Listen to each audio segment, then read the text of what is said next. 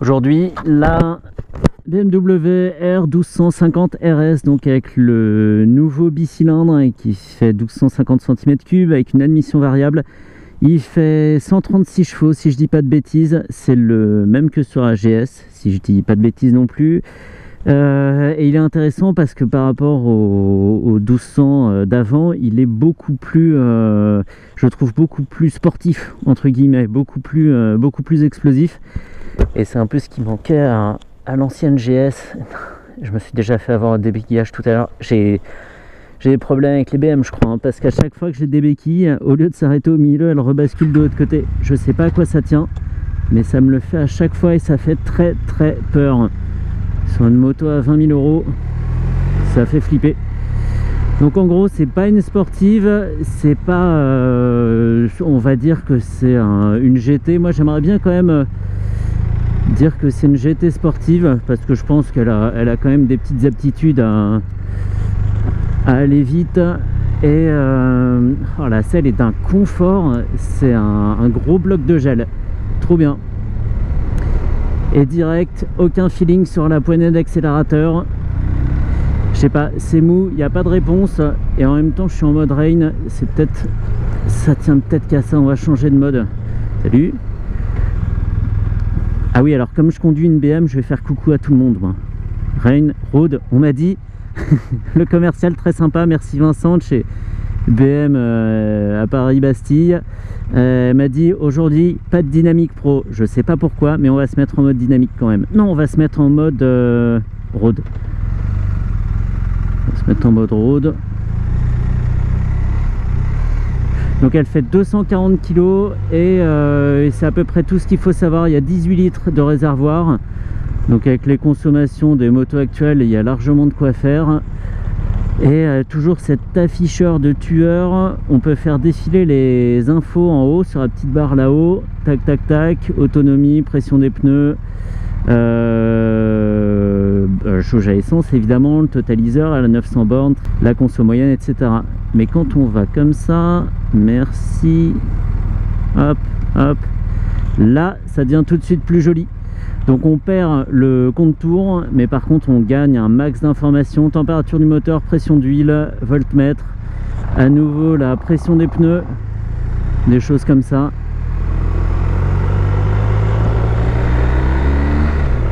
Donc shifter pro, hein, à la montée, à la descente, et on va le tester mais pas ici, pas en ville. On va faire un petit peu d'autoroute, j'ose même pas me faufiler avec, hein. C'est même pas la peine. C'est assez rare que je le fasse pas, mais avec celle-ci, je vais pas tenter le diable. Elle est assez balèze, hein, de gabarit, gros carénage au-dessus du réservoir.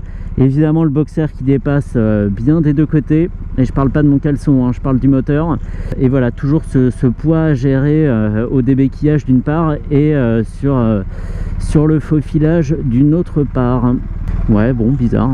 Bizarre, drôle de feeling sur le sélecteur.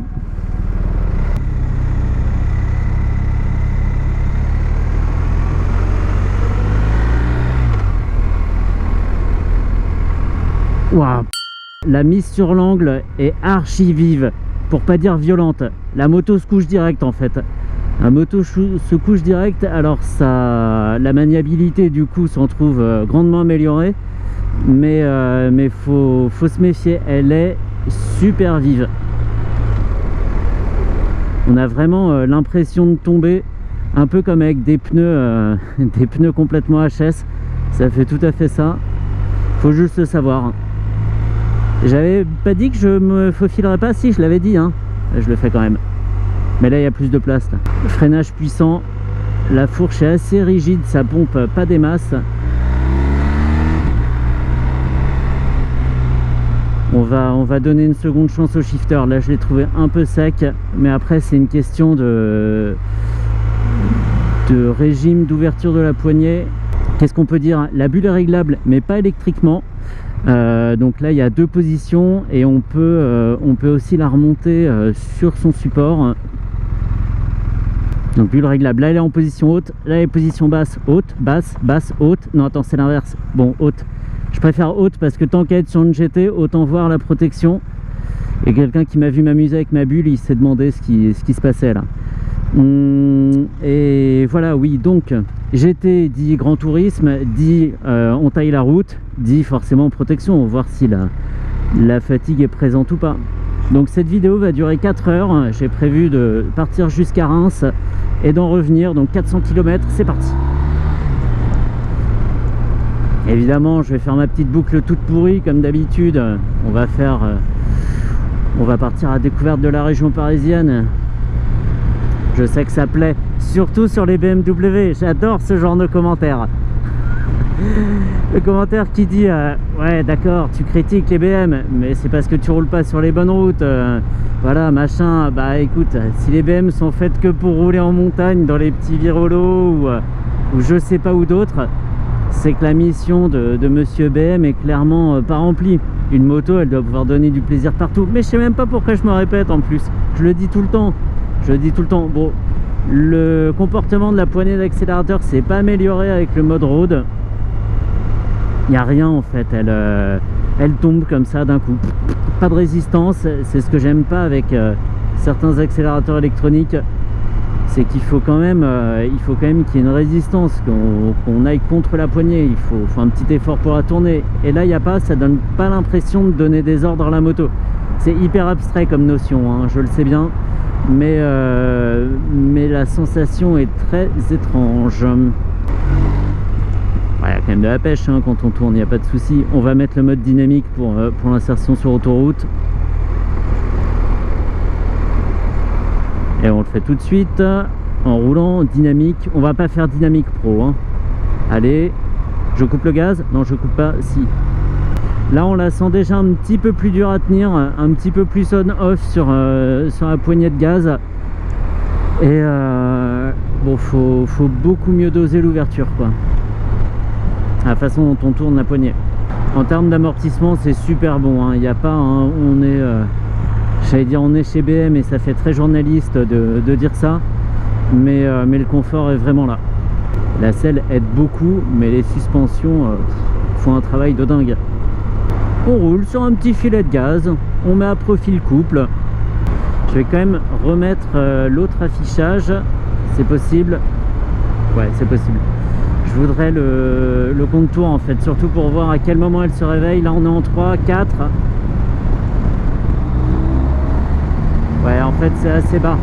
À 5000 tours, elle est déjà un peu énervée, ouais. La vitesse, non, c'est pas possible. C'est pas possible. J'ai pas prévu de perdre mon permis aujourd'hui, donc on va se calmer. Ah, on s'amuse bien à tourner à poignée, à voir le couple, hein, et puis après on regarde le compteur. Tout de suite on descend.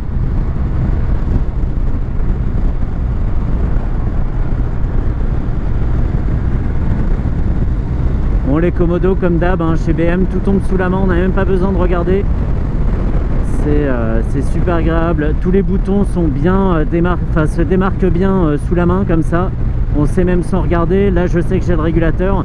Vous le voyez pas, mais vraiment je regarde la route et tout se reconnaît parfaitement quoi. Allez, en 6ème, tranquille. En 6ème à 100 à 3000 tours, un petit peu plus, même 3500. On est tranquille, la protection est pas mal, il n'y a pas énormément de vent aujourd'hui, mais ça saute vraiment juste au-dessus du casque. Donc c'est pas mal à comparer avec...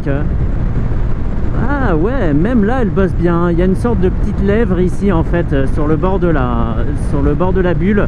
Et je sais pas si ça joue, si c'est suffisant pour faire sauter le flux d'air, mais ça a l'air de bien fonctionner. Et évidemment on souffre pas des mouvements latéraux du vent, des eaux de turbulence, parce qu'elle fait 240 kg et qu'elle est très bien assise sur la route.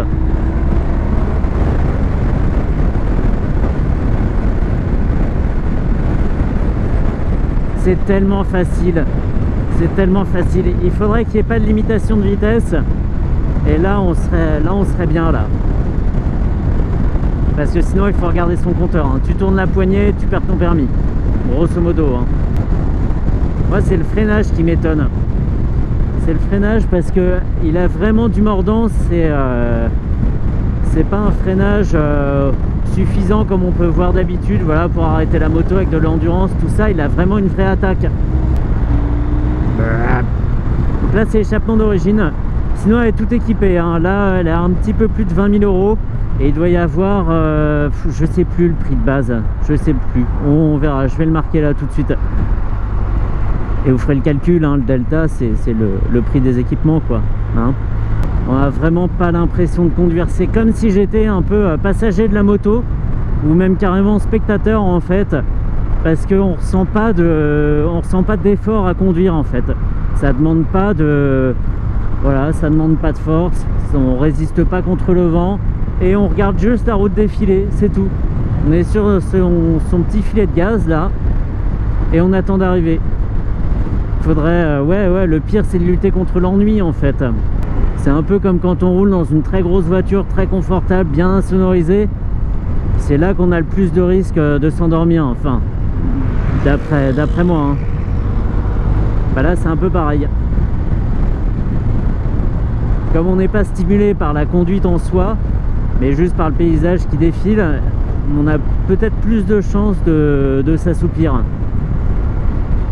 Mais là ça va, hein, on est en début d'après-midi, j'ai pas envie de dormir quoi. J'ai bien envie de mettre le Dynamic Pro quand même. Ouais, on met le Dynamic Pro là. J'espère que je vais pas le regretter. Oh c'est trop, c'est trop. Il me libère la voie. Moi je fais tout en 6ème. Hein. Aujourd'hui c'est le jour de la 6ème. On rétrograde pas. Oh, Dynamic Pro, on le sent bien. La suspension est devenue super raide. Mais j'ai pas l'impression que ça ait changé quelque chose à la réponse à la poignée. Je sais pas. Gros freinage, c'est confirmé.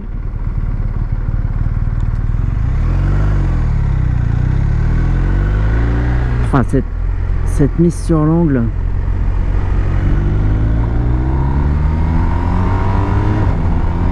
Là je tourne d'un rien, hein, sinon je m'envole. Non, vous inquiétez pas, c'est pas une sportive. Ah non, effectivement, ouais, non. Je pense qu'on peut prendre un petit peu tout ce qui roule avec ça.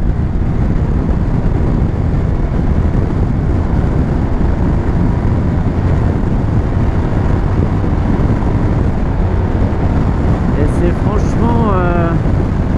Alors là, c'est pas plaisant de rouler vite parce qu'il y a beaucoup de vent. Ça fait énormément de bruit. Mais d'une stabilité impressionnante. Vraiment impressionnante. Même à cette vitesse, on peut changer de trajectoire. On est tranquille, c'est comme sur un rail. Elle est vraiment impressionnante. Elle est assise sur la route, mais d'une façon... c'est bluffant.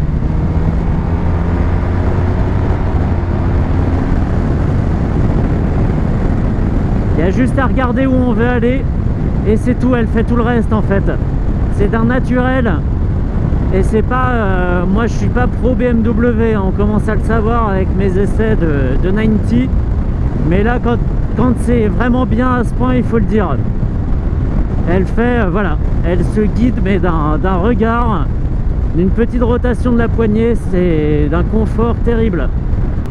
Elle commence à être à l'aise vers 4000 tours et à 5000 tours, là il y a du monde. Il y a du monde sous la poignée. C'est quoi cette expression? Je ne sais pas. On va en rester là, je pense que j'ai vu ce que je voulais voir. On va quitter le mode Dynamic Pro. On va revenir en dynamique. Voilà. Très bien. Non et puis c'est tout, voilà, quand une BM est bien, il faut le dire, et celle-ci est très bien. On a le moteur de la GS sans avoir l'image d'un conducteur de GS, sans être sur ce gros truc là, et elle a un look franchement terrible. Perso elle m'impressionnait quand je l'ai vu hier devant la concession. Je me suis demandé si j'allais vraiment l'essayer. Elle me rappelle un petit peu les FZS, donc les FZ1, FZ8 carénés. Et j'aime beaucoup ces motos et celle-ci, il y a un peu cet esprit. Bon, c'est dommage, j'aurais pas croisé beaucoup de motards à qui faire coucou. C'est pas aujourd'hui que je casserai l'image des motards BM. Le sélecteur m'énerve un peu parce qu'arrivé en première, on peut encore on n'est pas embuté en fait, on peut encore le baisser et ça donne l'impression qu'on n'est pas revenu vraiment en première. Je trouve ça un peu agaçant. Ça m'avait fait ça sur la Harley Street 750. Le fait de pas buter sur quelque chose de ferme, quoi, en bas de boîte. Je trouve que c'est un peu déroutant. Ouais, bah si c'est son seul point faible, franchement ça va. Allez, hop, voilà, un regard et elle fait le reste. Allez.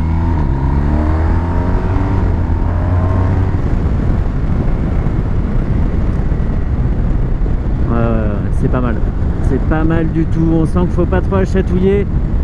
Je suis sûr qu'il y a moyen de la lever vraiment sans peine. Vraiment sans souci, oui. Voilà. C'est tout ce que je pouvais dire de la très bonne. Et là, vraiment, je suis pas payé par BM, hein, mais il faut le dire, de la très bonne R1250 RS que je regrette pas du tout d'avoir essayé. J'ai pas perdu mon temps, je me suis pas trompé. C'était une moto qui me faisait envie.